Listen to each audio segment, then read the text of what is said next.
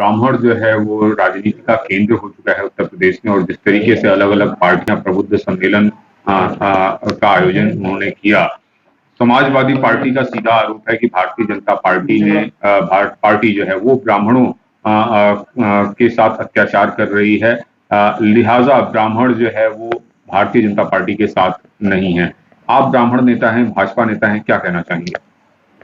जहाँ तक ब्राह्मणों का सवाल है, ब्राह्मण बुद्धिजीवी होते हैं, और मैं तो आप लोगों को एक ही चीज कहूंगा कि ब्राह्मण भारतीय जनता पार्टी के साथ था, है और रहेगा।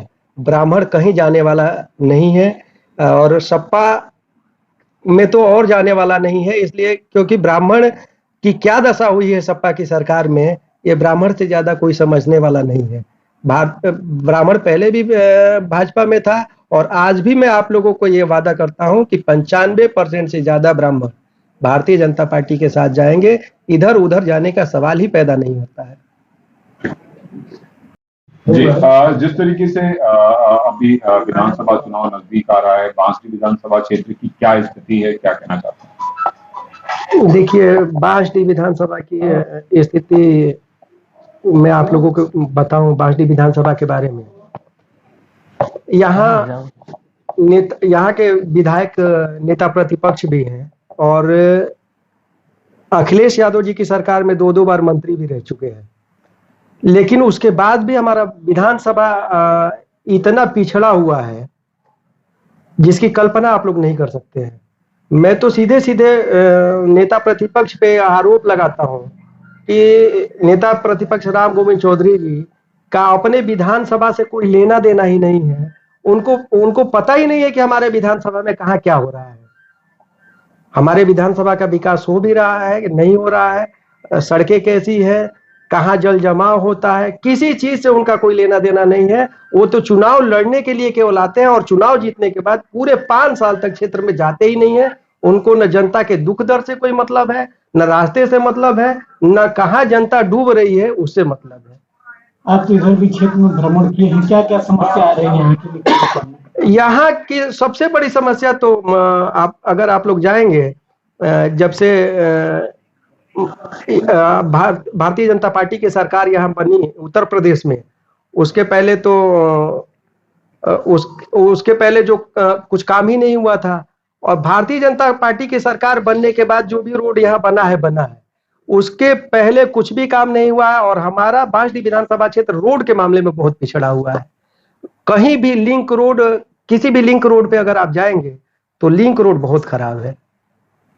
तो अच्छा, अगर हम बात करें पूर्वांचल एक्सप्रेसवे की, तो पूर्वांचल एक्सप्रेसवे की कल शुरुआत हुई। प्रधानमंत्री मोदी और मुख्यमंत्री योगी ने जो है कल प्रदेश की जनता को वो भेंट किया पूर्वांचल एक्सप्रेसवे।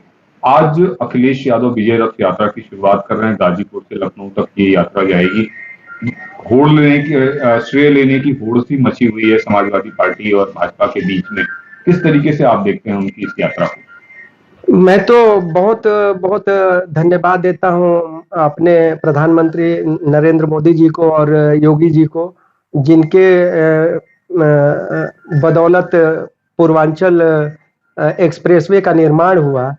निश्चित रूप से एक्सप्रेसवे पूर्वांचल के लोगों के लिए बहुत ही फायदेमंद है, और जहां तक होड़ लगी हुई है लेने के लिए, श्रेय लेने के लिए, मैं आप लोगों को एक चीज जरूर बता दूं कि कल मोदी जी और योगी जी ने उस सड़क का इनॉग्रेशन किया, उद्घाटन किया, और आज अखिलेश यादव जी उस पे आ रहे हैं उसका श्रेय लेने के लिए।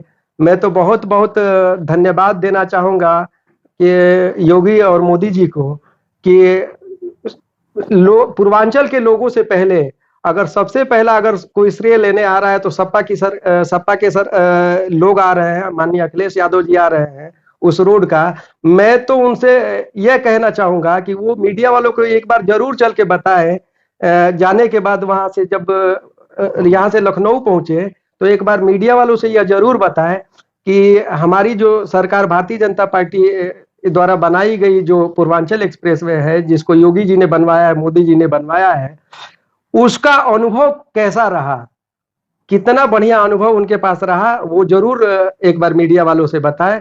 वैसे हमारे नजर में तो ऐसा लगता है, मैं आप लोग को पहले भी बता चुका हूं, अभी भी बता रहा हूं कि मैं खुद ही कंस्ट्रक्शन फील्ड में 10 साल काम किया हूं और मैं जानता हूं कि पूर्वांचल एक्सप्रेसवे से बेहतर रोड पूरे उत्तर प्रदेश में नहीं है। तो ठीक, बस ठीक।